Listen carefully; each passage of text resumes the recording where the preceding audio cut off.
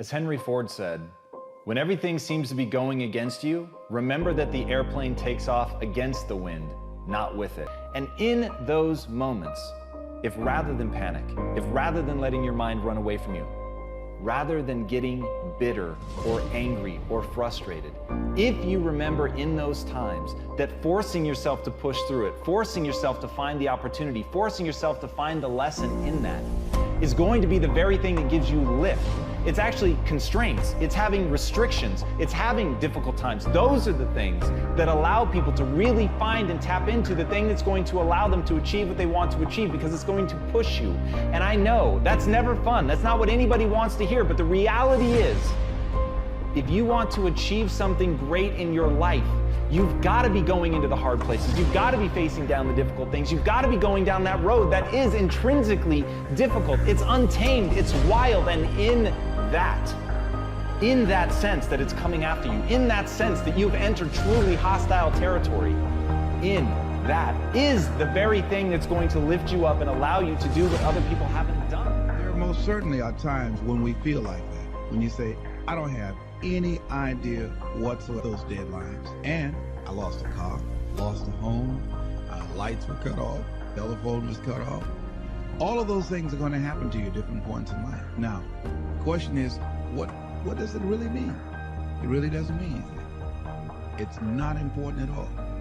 It's just a temporary inconvenience, because all of those things can be corrected. And it's a part of the process that we all go through. Now, the challenge is, in the midst of all of these things, I guarantee you that there will be some intervention. What causes it? I don't know. That will seem like it's supernatural. I'll give you an example.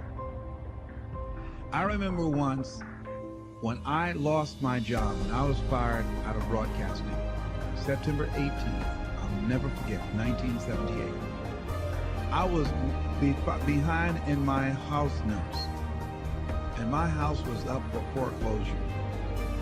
I did everything I could. I had borrowed as much money as I could borrow. I had talked to family members and friends. I did everything I could, and I couldn't get enough money. Being unemployed for several months, I wanted that house. Each thing that is wrong with you has to be a focal point. You can't look at this gigantic list and say, I gotta change all this shit. My God, this is crazy. No. You take off the first one, I want to be smarter. For me, that was my thing. I have to become more intelligent. I have such a severe learning disability, man, I can't retain shit. I had to now get that one thing and then strategize in that one problem. How can I do this? I'm not gonna learn like you. I'm not gonna learn like anybody else. How am I gonna figure this out? So I then figured out, okay, where are my strengths here? Where are my weaknesses in learning? All right, man, how am I gonna do this? And I figured out a way to do it by just strategizing. So how I learn to this day, if I have a big manual to study, I will have to get a bunch of spiral notebooks from the daggone store, and each page, I have to write each page out, maybe 10 times. So there was a 1,000-page dive manual that I got 18 months before I went to dive school. Most people, I'm not smart, I'm gonna go see if I can pass this test. I realized, hang on a second, I'm not smart. How can I get past this? How can I get through this obstacle? I need to acquire this book 18 months in advance, because it could take me 18 months to write down each page over and over again to then put it to memory. So when the question came up, I had written that question so many times down on paper that I can recall, okay, page 71 was where I remember seeing this, and I can recall it that way. And that's how I did it. So you gotta strategize on each problem you have in life. Slowly break down that problem. Don't think about all the problems you have, just one at a time. And before you know it, you fix all these problems, but you cannot focus on all of them, just on the one thing at a time. Most of you won't be successful because when you're studying and you get tired, you quit. And I'm here to tell you today, if you somebody came to my office the other day crying, I said, look, don't cry to give up, cry to keep going. Don't cry to quit. You already in pain, you already hurt, get a reward from it. Don't go to sleep until you succeed. The only thing you care about when you're trying to breathe is to get some fresh air. That's it. And when you get to the point where all you want to do is be successful as bad as you want to breathe, then you'll be successful. And I'm here to tell you, number one, that most of you say you want to be successful, but you don't want it bad. You just kind of want it. You don't want it badder than you want to party. You don't want it as much as you want to be cool. Most of you don't want success as much as you want to sleep. Some of you love sleep more than you love success. And I'm here to tell you today, if you're going to be successful, you've got to be willing to give up sleep.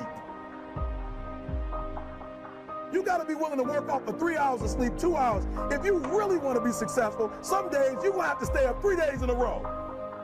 Because if you go to sleep, you might miss the opportunity to be successful. That's how bad you got to want it. You got to go days without, listen to me, you got to want to be successful so bad that you forget to eat. Beyonce said once she was on the set doing her thing, 3 days had gone by, she forgot she didn't eat.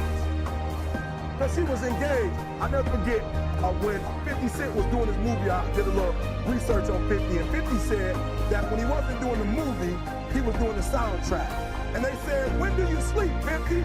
Sleep, he said, sleep. Sleep is for those people who are broke.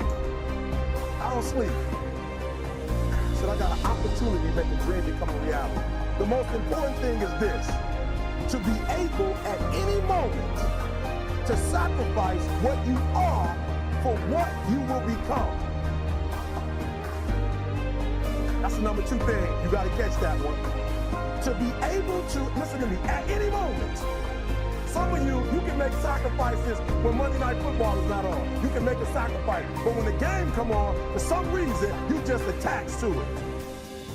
For some of you, when your favorite show come on, you can make sacrifices on Sunday when ain't nothing going on. But when your favorite show comes on Monday, bam, some of you focus until the phone ring, and then you like, I gotta answer it. If I don't answer the phone, I'm gonna die. I'm saying to you today that there are some of you, if you give up your cell phone, you would be successful. But your cell phone is more important to you than your success. I'm gonna say it again, I'm gonna hurt somebody.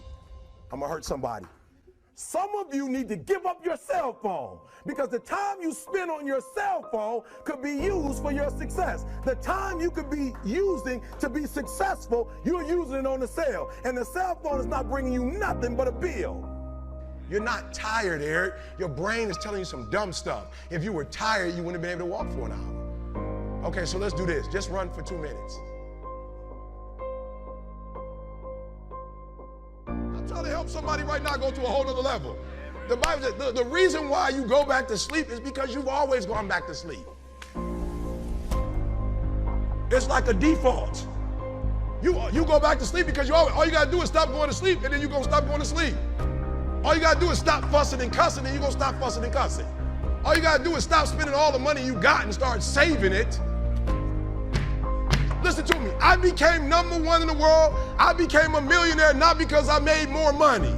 I became a millionaire because they told me millionaires only live off of 30% of their income. I want to make it plain for you. I became a millionaire because I did what millionaires did. I stopped living off 100%. Rich people don't work, they think. Poor people work. Poor people go, clock in, I make this much an hour. Rich people go, I put them to work, and I make this much an hour. See, what happens is you're working for you and your family one, they got 40 of you working at one time. So they're giving you 20%, and then they keeping the 80% off of 15,000 people. That's enough to have $22 million. So what you have to decide is, are you gonna keep being the 99% or are you ready to be a part of the 1%? Because it doesn't make a difference where you come from, high school dropout. It doesn't make a difference where you come from, GED. It doesn't make a difference where you come from, sleeping in abandoned buildings. It doesn't make a difference where you come from, a 17-year-old mom that got pregnant. It doesn't make a difference where you come from, south side of Chicago. It doesn't make a difference where you come from, pretty much raised in Detroit. It doesn't make a difference where you come from, took 12 years to get a 4-year degree. It doesn't make a difference. You know what makes a difference? What makes a difference is when you become a 99% or a 1%.